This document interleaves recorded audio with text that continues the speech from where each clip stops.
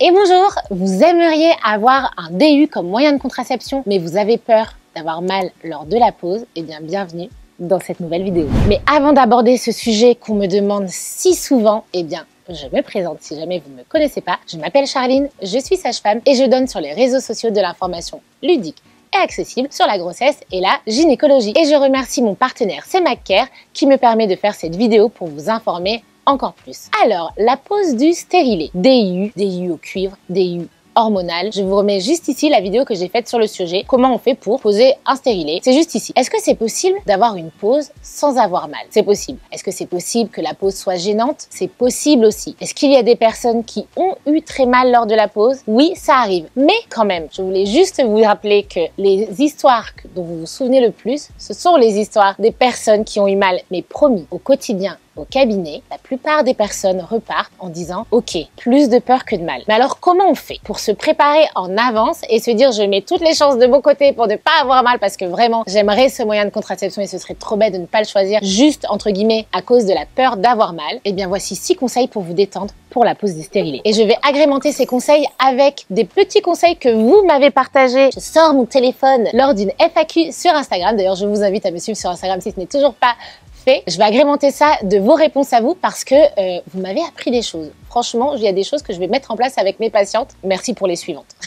Première chose, et vous avez été beaucoup à me le dire, eh bien, s'informer en avance. En fait, s'informer soit par vous-même, mais c'est aussi le but d'une consultation avec votre soignant, gynécologue, médecin généraliste ou sage-femme. Quand on vous prescrit le moyen de contraception, en fait, on vous explique comment on va faire pour le poser. C'est le moment de poser toutes vos questions. Souvent, le fait de comprendre comment ça va se passer, ça vous rassure. Et aussi, vous avez été nombreux à me dire, en fait, moi, mon soignant me dit tout ce qu'il ou elle fait pendant qu'il le fait au moment de la pause, comme ça je sais où on en est et ça me rassure. Informez-vous. Conseil numéro 2, créez un lien de confiance avec votre professionnel de santé. Vous avez été beaucoup à me dire, moi de toute façon je fais tellement confiance à mon soignant que j'y vais les yeux fermés. Il y a l'une d'entre vous qui m'a dit, ma sage-femme me raconte des bêtises pour que je pense à autre chose. Il y a quelqu'un d'autre qui m'a dit, moi ma sage-femme se moque tout le temps de moi parce que je suis prof et qu'elle dit que je suis en vacances tout de suite. Bon, vos sages-femmes sont sympas.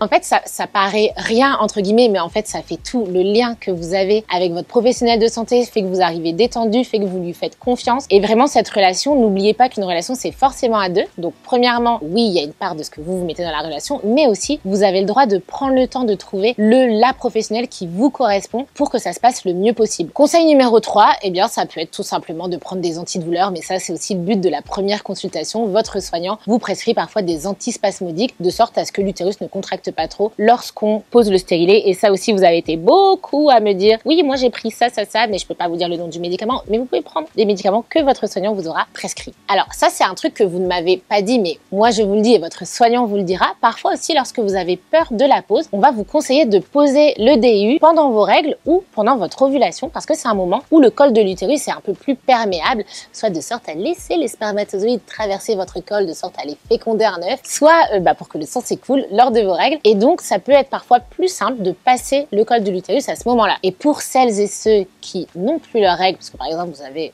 un DIU hormonal, c'est pas grave, c'est pas obligatoire, mais sachez que si jamais vous ovulez et que vous avez vos règles et que vous n'êtes pas là pressé tout de suite, qu'on le pose tout de suite, et parfois, on peut vous proposer un rendez-vous à ce moment-là. Conseil numéro 5, la respiration. Vraiment, la respiration, certains m'ont dit, moi, je mets mes mains sur mon ventre et vraiment, je me concentre là-dessus, j'inspire, je gonfle le ventre, je souffle. En fait, vraiment, respirer un maximum et je vais le rajouter dans celui-ci. Vous avez été beaucoup aussi à me dire que vous toussiez au moment où on passe le col. Ça vous aide à penser à autre chose, mais aussi à moins sentir. Et vraiment, la respiration, ça vous fait penser à autre chose et littéralement, physiologiquement, ça vous calme. Et au plus je suis détendue, au mieux je me porte. En numéro 6, je mets à part mais toute autre méthode qui vous détend. Qu'est-ce que ça peut être? Et alors là, c'est pas mal. On a des choses que je savais déjà. Il y a des personnes qui comptent les dalles au plafond. Il y a des personnes chez qui les soignants ont des papillons au plafond et qui regardent les papillons. Il y a d'autres personnes qui demandent de la musique dans la salle de consultation ou qui même mettent leurs écouteurs pour écouter de la musique et qui me disent que la sage-femme communique avec des signes de plongée. Genre, est-ce que c'est ok? J'y vais.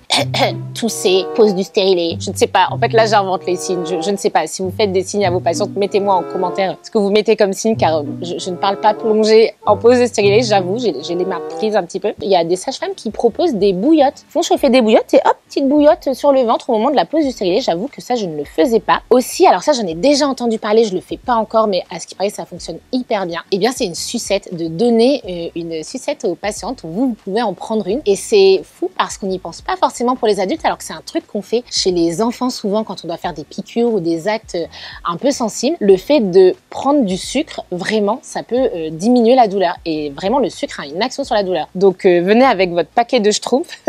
Peut-être la sucette, il y a moins de risque d'étouffement quand même. Prenez plutôt une sucette. Un truc que j'ai découvert et que je vous ai partagé en story, je ne connaissais pas, et il y a même des urologues apparemment qui l'utilisent, genre pour des pauses de sonde urinaire, c'est de se concentrer sur vos orteils. Vous imaginez, vous êtes allongé, bien installé pour la pause de votre stérilet. Et là, vous ne pensez pas à ce qui se passe au niveau de votre bas-ventre et vous vous concentrez sur vos gros orteils et vous pouvez même les tourner.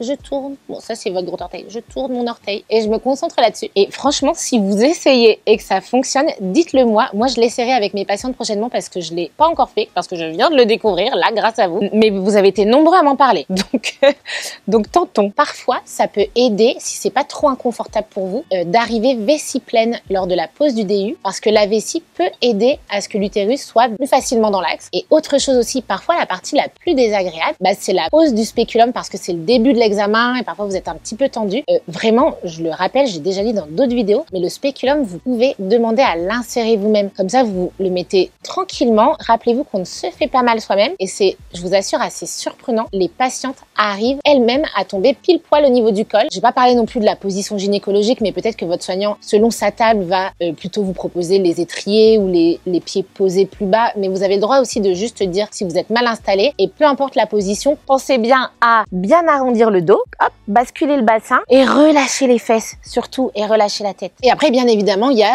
toutes les autres méthodes complémentaires. Peut-être que votre soignant est formé en sophro, en hypnose, en acupuncture, mais souvent le simple fait de vous parler, ça suffit largement. Bien évidemment, c'est une liste non exhaustive de ce qui peut vous détendre. Peut-être que vous avez encore tenté plein d'autres choses. Vraiment, partagez ça en commentaire parce que je sais que tout le monde va regarder et chercher encore plein d'astuces. C'est comme tout en fait, face à une peur, face à une douleur, on a tous nos trucs qui fonctionnent à nous. Moi, ce que je vous invite à faire, c'est de mettre tous ces conseils-là dans une boîte à outils et en fait de les tester. Hop, je prends l'outil 1, bon, ça fonctionne pas trop, je le jette, je passe à l'outil 2 et je teste. Mais vraiment, faites confiance à votre soignant, trouvez le soignant à qui vous faites confiance, ce sera déjà une clé énorme. Enfin, vraiment, souvenez-vous que c'est automatique. L'être humain est fait pour se souvenir des histoires pas toujours très agréables. Donc, vous n'entendez pas et souvent les personnes pour qui ça se passe bien en fait n'en parlent pas, mais je vous assure que des pauses de stérilet qui se passent dans le calme et la bonne humeur, ça existe et même quand on n'a pas eu d'enfant. Voilà, j'espère vous avoir rassuré, mais n'oubliez pas que la peur est un sentiment tout à fait humain et normal, que c'est ok. Je vous souhaite juste que votre envie de telle contraception soit supérieure à votre peur et ne vous empêche pas de choisir ce qui vous correspond à vous. Mais parfois aussi, c'est ok de se laisser le temps et de se dire en fait ma peur est si grande, c'est peut-être pas le moment pour cette contraception-là. Et ça fait aussi partie du choix de la contraception de se questionner sur le moyen dont se pose cette contraception. Donc en fait, tout est ok, pas de pression, choisissez ce qui vous correspond à vous. Si cette vidéo vous a plu et si elle peut intéresser vos potes, je vous invite à la partager. N'hésitez pas à mettre un petit pouce en l'air. Je remercie de nouveau mon partenaire Semacare qui me permet de vous informer toujours plus. Je vous mets juste ici la vidéo qu'on a déjà fait ensemble